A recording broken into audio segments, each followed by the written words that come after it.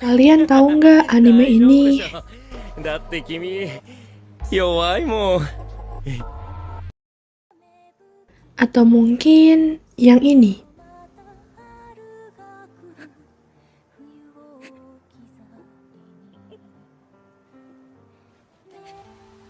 Dari hangatnya matcha, enaknya sushi, indahnya gunung Fuji, sampai hiruk-pikuk Shibuya, semua menjadi satu antara tradisi dan inovasi. Inilah bentuk strategi Jepang untuk mempromosikan budayanya ke luar negeri, yang biasa disebut sebagai Cool Japan Strategy. Istilah Cool Japan berasal dari artikel Douglas McGray yang berjudul Japan's Gross National Cool pada tahun 2002 yang menyebutkan bahwa budaya Jepang itu keren secara global. Istilah ini kemudian diadopsi oleh pemerintah Jepang sebagai bagian dari strategi soft power.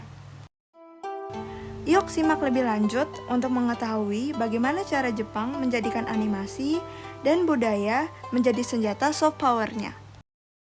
Setelah kekalahan Jepang pada Perang Dunia II, citra Jepang juga hancur di mata dunia, karena Jepang saat itu dinilai militeristik dan agresif. Akar sejarahnya dapat ditarik ke masa restorasi Meiji, saat Jepang mulai membuka diri dari isolasi dan mulai menerima perusahaan asing.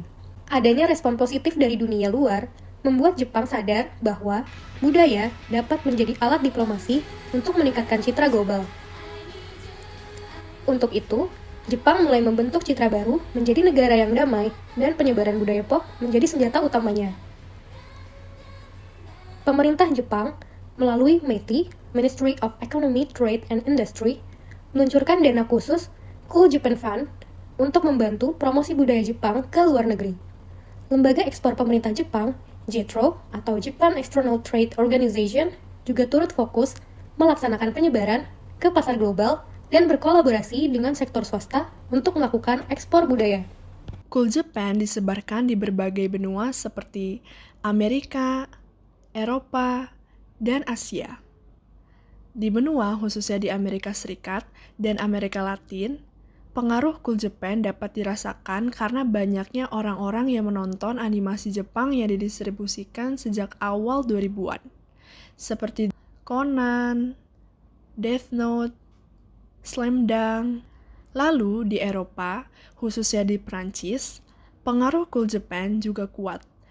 Animasi Jepang yang menyajikan visual artistik dengan plot yang kompleks menarik kalangan muda dan dari animasi tersebut merembet ke fashion, makanan, cosplay, yang kemudian difasilitasi oleh pemerintah Prancis melalui Japan Expo Paris yang menjadi event tahunan.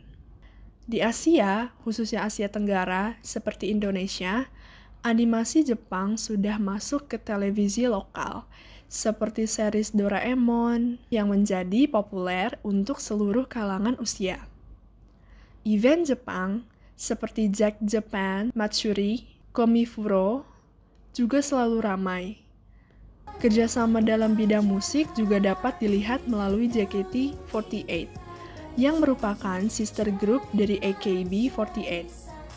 Banyak anak muda yang tertarik mempelajari bahasa Jepang dan ikut program pertukaran magang. Industri kreatif swasta seperti Studio Ghibli, Studio Avatable, Uniqlo, food chain seperti Marugame dan Gyukaku berkembang secara global dan langsung bersentuhan dengan konsumen dari negara lain.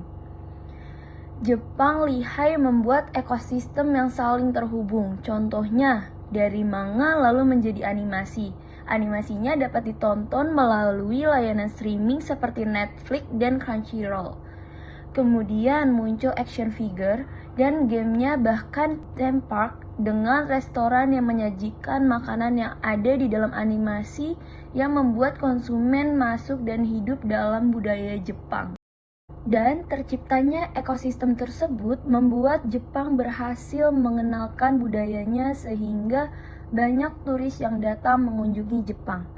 Oleh karena itu, Jepang memiliki target ambisius untuk mendatangkan total 60 juta wisatawan mancanegara di 2030. Jika itu berhasil, maka bidang pariwisata bisa mengalahkan pendapatan bidang otomotif. Tetapi, walaupun strategi Jepang terlihat matang, tetap saja tidak semuanya berjalan dengan mulus. Jepang juga menghadapi berbagai tantangan. Terkadang, Jepang kesulitan memahami pasar global. Misalnya, banyak budaya Jepang yang masih Jepang banget. Contohnya, seperti masakan Jepang yang kurang inovatif karena melindungi tradisi sehingga beberapa jenis makanan kurang diterima oleh konsumen internasional yang punya selera berbeda. Lalu, anime Jepang seringkali lambat dalam merilis subtitle atau dubbing dalam bahasa Inggris sehingga banyak yang menggunakan aplikasi ilegal. Selain itu, animator baru juga tidak banyak karena gajinya rendah sementara jam kerja panjang. Jepang juga masih lemah dalam media sosial global sehingga keterjangkauan audiens terbatas. Padahal anak muda zaman sekarang lebih banyak menonton konten lewat smartphone melalui konten viral daripada datang ke festival budaya formal. Dunia global saat ini ibarat panggung besar dan Jepang bukan satu-satunya bintang. Di sisi lain panggung muncul pesaing-pesaing kuat yang membawa identitas budaya mereka sendiri. Aktor rival yang paling jelas adalah Korea Selatan dengan K-Wave-nya. Tidak hanya K-pop dan K-drama, K-Wave adalah strategi nasional yang disusun rapi oleh pemerintah Korea dengan kerjasama erat bersama agensi hiburan, media sosial, dan pelaku industri kreatif yang adaptif dengan tren global. Cina juga muncul dengan K-Wave yang didorong oleh pemerintah Cina lewat industri perfilman dan musik. Cina juga memiliki aplikasi streaming sendiri seperti iQIYI dan WeTV yang dapat diakses dengan mudah. Selain itu, kini Cina juga trending karena konten video drama pendek melalui YouTube yang membuat orang penasaran kalau alurnya berulang meski beda pemeran. India dengan Bollywood-nya juga masih menjadi raksasa dalam industri film karena filmnya memiliki daya tarik berbeda dengan fans yang datang dari Timur Tengah, Asia, hingga Afrika.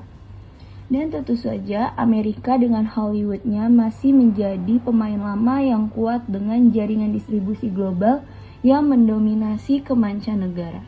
Dengan seluruh strategi serta dukungan pemerintah yang dapat dikatakan berhasil, muncul satu pertanyaan.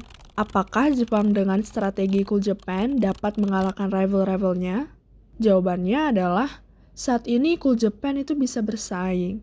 Bukan ya atau tidak, tetapi satu hal yang pasti, jika Jepang ingin tetap relevan dan unggul, Jepang harus berubah, harus lebih terbuka, lebih mendengarkan pasar global, dan berani keluar dari zona nyaman. Jepang memiliki keunikan yang otentik, tetapi itu saja tidak cukup. Karena budaya pop bukan soal mempertahankan identitas, tetapi bagaimana membuat identitas itu diterima di dunia. Perlu adanya pengembangan konten media yang lebih related dengan pasar global. Misalnya dengan menggandeng influencer internasional untuk datang ke Jepang. Dari sektor makanan, Jepang bisa melakukan kerjasama dengan negara lain seperti membuat fusion food, sehingga lebih inovatif dan menarik. Lalu, perlu dilakukan pemanfaatan yang lebih maksimal. Dari basis fans global yang sudah solid, semakin besar fandom baik manga, anime, musik, makin banyak keuntungan yang didapat. Di sektor hiburan ini, world tour dan fan meeting dapat dilakukan untuk mengambil hati fans lebih banyak. Membuat merchandise seperti lightstick dan photocard akan lebih menarik minat anak muda. Cool Japan dapat dikatakan cukup berhasil dalam mencitrakan nation branding Jepang ke arah positif. Tantangannya sekarang adalah kecepatan adaptasi. Dunia terus berubah dan berkembang. Jepang perlu strategi yang lebih fleksibel, inovatif, dan lebih digital. Dengan langkah yang tepat, strategi Cool Japan bisa menjadi senjata utama dalam menghadapi arus global.